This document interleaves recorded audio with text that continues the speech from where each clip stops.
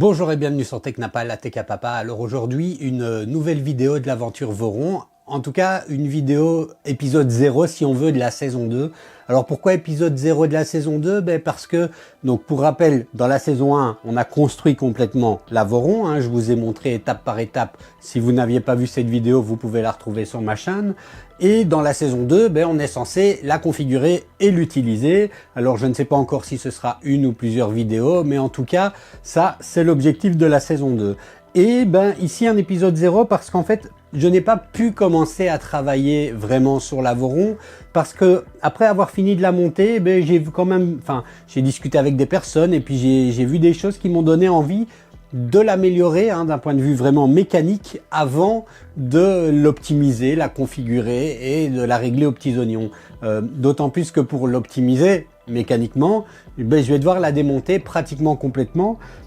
Et donc voilà, c'est le but de cette vidéo, c'est d'appliquer des modifications. Alors, quelles modifications? Donc ici, vous voyez une boîte, je vous montre à l'intérieur. Il s'agit de pièces d'un kit CNC. Donc un kit CNC, ce sont des pièces qui sont en aluminium et qui sont censées venir remplacer ici certaines pièces de la machine qu'on a imprimées. Voilà, il y a débat, mais enfin, moi je préférais ceci.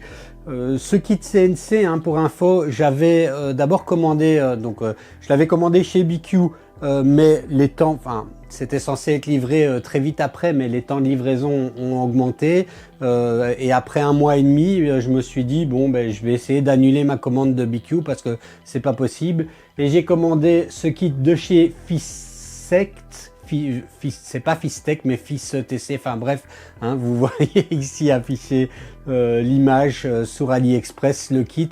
Donc celui-là c'est à peu près 400 €, donc c'est pas vraiment gratuit, donc il faut avoir envie d'optimiser et d'être passionné par sa Voron. Voilà, j'ai voulu me faire plaisir. Et à côté de ça, vous vous souvenez peut-être que dans une autre vidéo j'ai présenté ceci. C'est des pièces qui ont été imprimées avec un service d'impression à la demande, et notamment les pièces du Clockwork 2 et du Stealth Burner pour, faites en nylon et en technologie MJF, donc en multi-jet fusion. Voilà. Alors les pièces du Clockwork parce qu'on est proche, parce qu'il y a une meilleure résistance technique. Donc l'idée de cette vidéo, donc, c'est de remplacer ces pièces-ci. Alors, je vais faire un beau time-lapse, mais je ne vais pas détailler étape par étape. La vidéo serait bien trop longue, d'autant plus qu'on a déjà vu tout ça précédemment.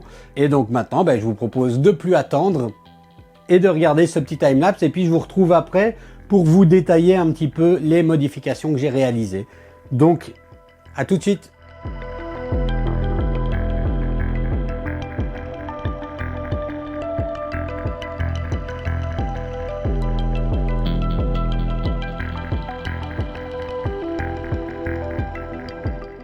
Bon, alors voilà l'ensemble des pièces que je vais devoir maintenant remplacer dans la Voron. Alors oui, ça fait un sacré paquet.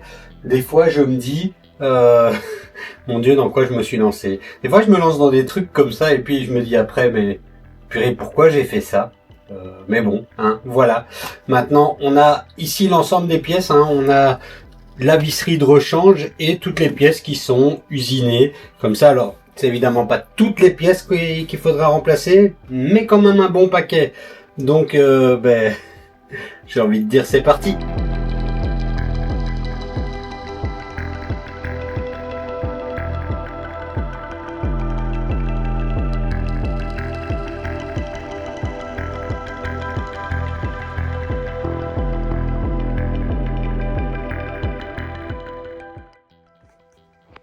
Alors voilà.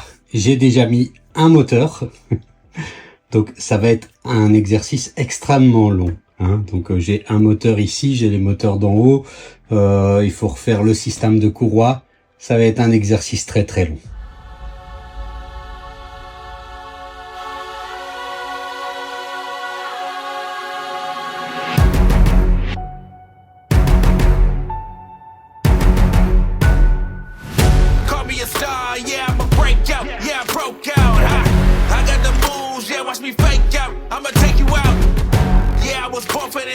Wood with a fist, living on top of the beds. I'ma compete, they up on their feet, I'm getting them out of their seats.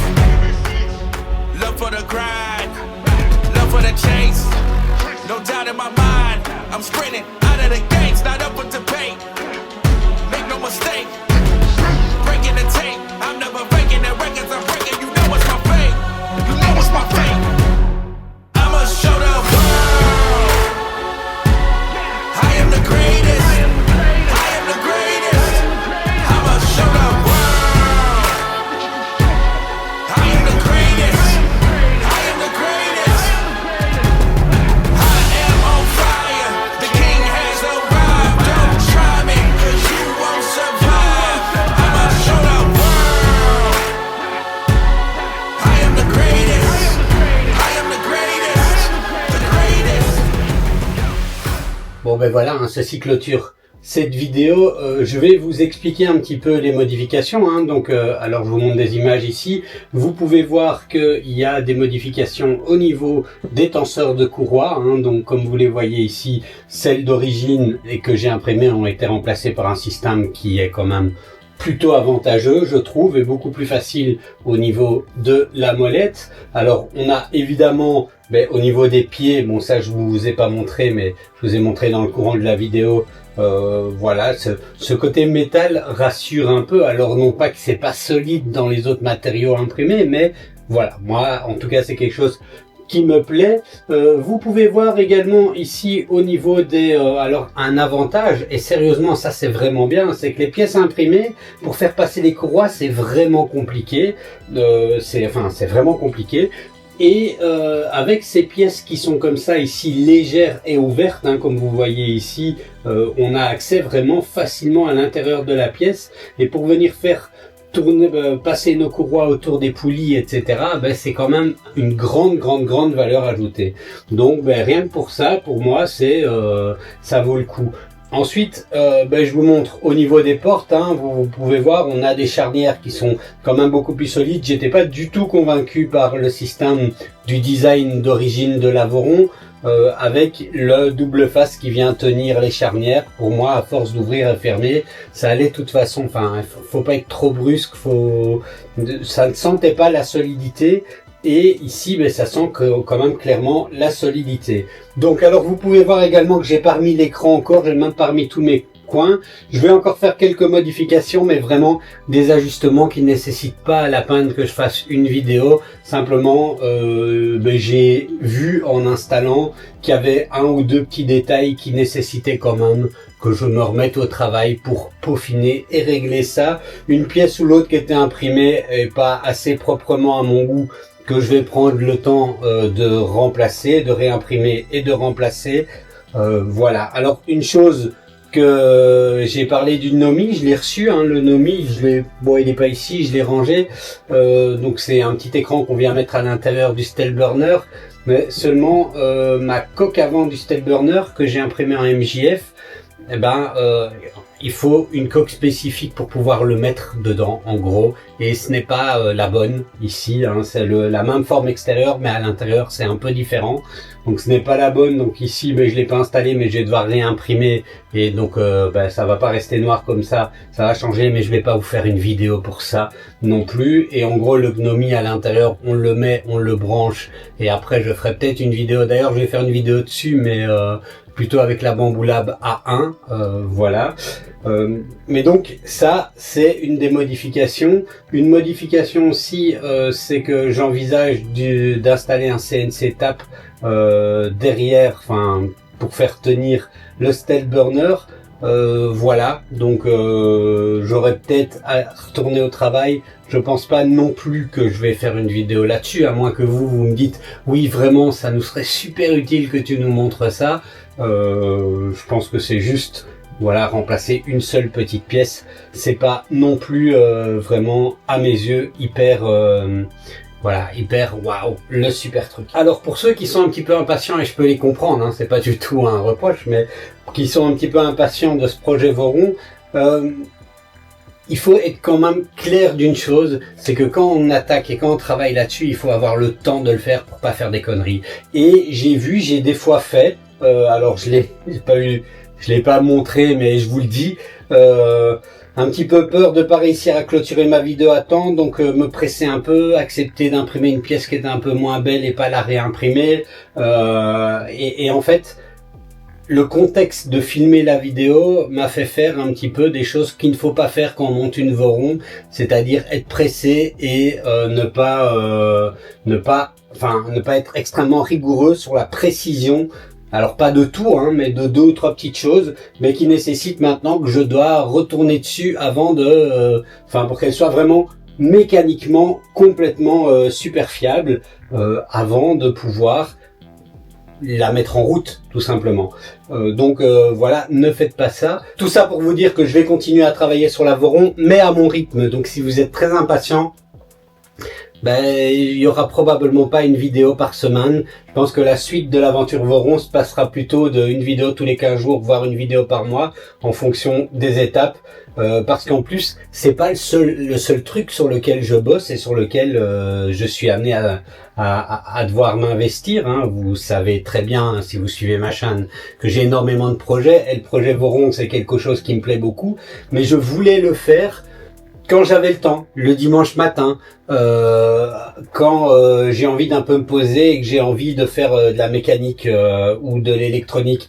Donc j'avais envie vraiment que ce soit mon petit truc et que ça sorte au fur et à mesure du temps. Je sais et j'ai vu qu'il y en a qui avaient une espèce d'impatience de voir la suite. Et puis j'avais une espèce entre guillemets de contrat avec la marque qui m'a fourni le kit, mais je pense que maintenant ils sont déjà très très contents. Rien qu'avec la saison 1 de l'aventure Voron, j'ai fait énormément de vidéos pour visibiliser le kit, donc je n'ai plus cette pression de me dire ouais, il faut vraiment que je sorte une vidéo, sinon ils vont pas être contents du côté de chez LDO. Donc voilà, je vais avancer à mon rythme. Ça sortira toujours les dimanches, comme maintenant, mais pas tous les dimanches, peut-être un dimanche par mois, peut-être, mais en tout cas, voilà, ça continue parce que j'ai plein d'autres boulots à faire de ce côté-là. Et une dernière précision, hein, ce que je peux quand même vraiment vous conseiller, si vous achetez un kit LDO, vous recevez un kit LDO et qu'il n'y a pas déjà de base un kit CNC à l'intérieur, donc kit CNC, je rappelle, ce sont les pièces qui sont en aluminium. Mon vrai conseil, c'est de l'acheter au même moment, et de ne pas en fait faire comme moi j'ai fait, c'est-à-dire en construire complètement une et puis redémonter, parce qu'en fait c'est galère, mais galère, pour ne pas avoir besoin de redémonter complètement toute la machine. Et donc voilà, je pensais me prendre j'avais vu large, je me disais je vais travailler tranquillement dessus une journée entière en faisant le montage vidéo. Eh ben j'ai travaillé 2 jours et demi entiers sans le montage vidéo sur cette machine, à adapter le kit CNC en essayant de démonter le moins possible. Donc ça, vraiment, hein, Voron ne rime pas avec précipitation. C'est quelque chose que j'apprends. Je tiens, et alors oui, je sais, je suis bavard, mais c'est le dernier point. Pour moi, monter une Voron, c'est une excellente école pour apprendre et comprendre la mécanique, l'électronique autour de l'impression 3D. Alors oui, ça coûte un peu cher comme ticket d'entrée, mais si on prend le temps de le faire, et on peut commencer avec plus petit, hein, il y a les kits Voron 02 qui sont pas trop chers et où on a déjà la logique. Moi, j'ai peut-être eu l'erreur de commencer avec un kit grande taille. Voilà, on m'a proposé de choisir le kit, et évidemment j'ai choisi le plus grand. C'était peut-être pas la meilleure chose à faire. J'aurais peut-être dû prendre de l'expérience dans la Voron autrement avant, mais voilà, hein, donc je me suis arraché des fois un peu la tête, j'ai désespéré, par moments j'ai failli dire oh tant pis, fait chier, je continue pas, elle fonctionnera jamais, et c'est comme ça, et ça se trouve elle fonctionne pas, hein, parce que vous savez, je l'ai toujours pas encore mise en route, puisque j'attendais vraiment qu'elle soit parfaite d'un point de vue mécanique et électronique avant de commencer à flasher le firmware et puis après de devoir en fait faire des adaptations. Enfin bref, je trouvais pas ça opportun de faire ça comme ça. Donc ici maintenant je vais la régler aux petits oignons, et je vais installer tout ce qu'il faut, flasher le firmware, etc. Et puis il y aura peut-être, en faisant ça, des corrections où je me rends compte, ah tiens là, il bouge pas comme il faut, ah la courroie est pas top, et que j'aurai des corrections à faire. Mais ça c'est normal, mais je pense qu'il faut quand même partir avec une bonne base. Donc voilà pour cet épisode 0 de l'aventure Voron. Dites-moi dans les commentaires si ça vous a plu de regarder un petit peu ceci, une vidéo un peu plus décousue, c'est vraiment plutôt une espèce de un teaser ou je ne sais quoi. Mais surtout, si vous avez amélioré déjà votre Voron, si vous avez des idées d'amélioration avant que je me lance justement à faire le firmware et tout ça, que vous me conseillez, n'hésitez pas à le dire en commentaire parce que moi ça m'intéresse un petit peu de savoir ça. Allez, je vous remercie et je vous dis à la prochaine.